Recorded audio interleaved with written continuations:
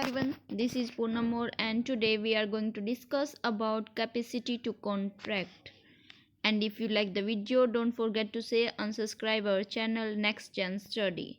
So first we discuss introduction. According to section 11 of the Indian Contract Act 1872, every person is competent to contract who is of the age of majority according to the law to which he is subject and who is of sound mind and is not disqualified from contracting by any law to which he is subject.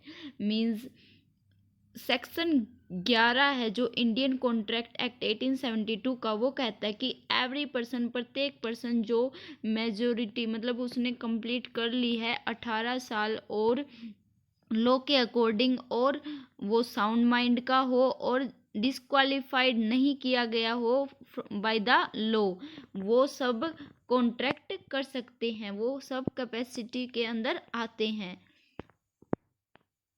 There are three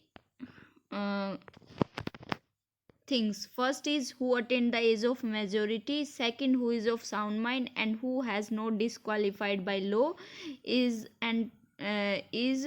enter into the contract.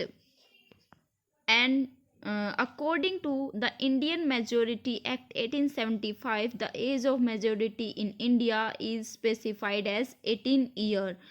18 जब वो व्यक्ति 18 साल का हो जाएगा तो वो majority के अंदर आ जाएगा इंडियन मेजोरिटी एक्ट 1875 के अकॉर्डिंग.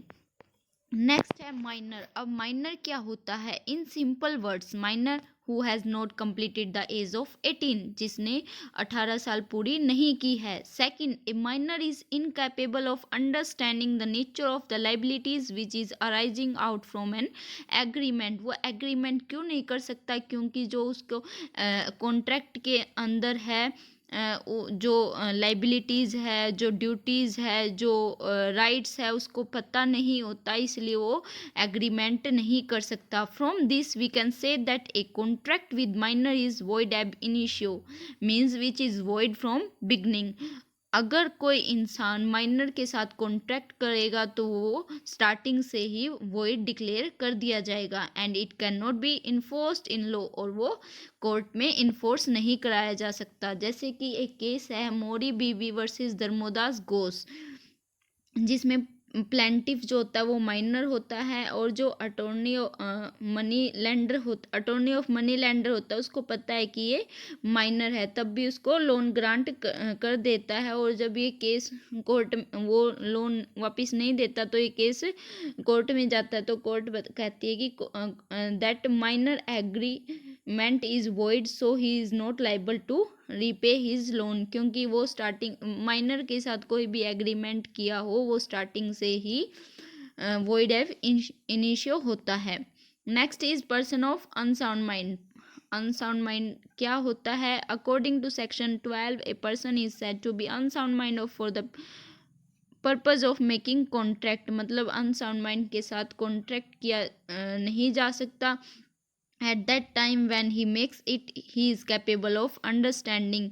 क्योंकि जब भी कोई एग्रीमेंट बनाते हैं उस टाइम पे उसके जो मतलब उसको पता होना चाहिए कि इसमें क्या होगा क्या नहीं होगा. A person who is usually of sound unsound mind but occasionally of sound mind make a contract when he is sound mind. एक पर्सन, एक आदमी जो यूजुअली अनसाउंड माइंड का होता है पर ज़्यादा टाइम वो साउंड माइंड में होता है तो वो कॉन्ट्रैक्ट कर सकता है जब वो साउंड माइंड का होता है. And a person who is usually of sound mind and occasionally of unsound mind may not make a contract when he is of unsound mind. और एक पर्सन जो आम तौर पर साउंड माइंड का होता है और ओकेजनली अनसाउंड माइंड का होता है तो वो उस टाइम पे कॉन्ट्रैक्ट नहीं कर सकता. इसके कुछ एग्जांपल है. जो इडियट है वो परमानेंट मैड होता है. इडियट को हम परमानेंट मैड कहते हैं, तो उसके साथ अगर हम कोई भी कॉन्ट्रैक्ट करेंगे तो वो वॉइड होगा. नेक्स्ट है ड्रंकन.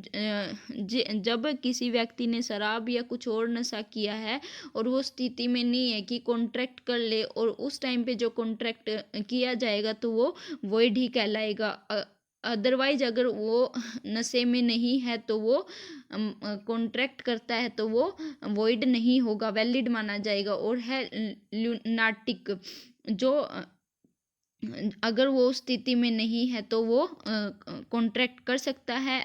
और ये एक परमानेंट मैड नहीं होता, परमानेंट अनसाउंड माइंड नहीं होता, इसलिए इसके वैलिड माना जाएगा।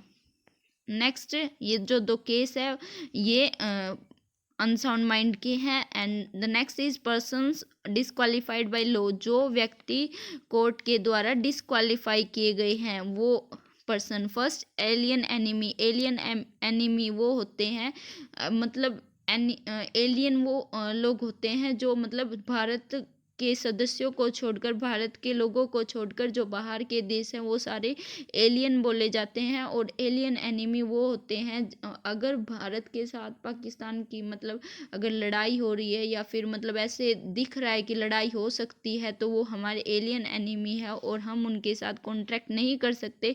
और अगर ऐसी स्थिति है कि पहले जब कॉन्ट्रैक्ट किया उस टाइम सब कुछ ठीक था, परंतु कॉन्ट्रैक्ट करते ही स्थिति बिगड़ गई तो वो सस्पेंड कर दिया जाएगा जब तक कि सिचुएशन अच्छी तरह ठीक नहीं होती। उसके जब तब तक वो कोई भी प्रोसेस आगे नहीं कर सकते। सिचुएशन ठीक होने के बाद वो अपने कॉन्ट्रैक्ट को कंटिन्यू कर सकते हैं। Second, foreign sovereign and ambassadors means जो मतलब हमारे जो एम्बेसडर है वो दूसरे देश में होते हैं।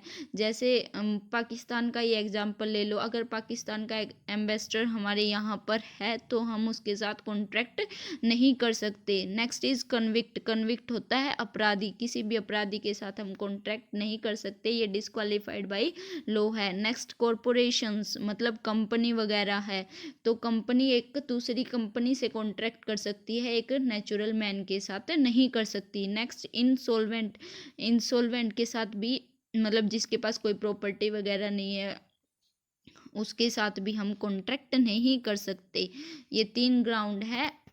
आई होप आपको ये वीडियो पसंद आई होगी, समझ में आई होगी। अगर आई है तो लाइक कीजिए, सब्सक्राइब कीजिए। Thank you so much.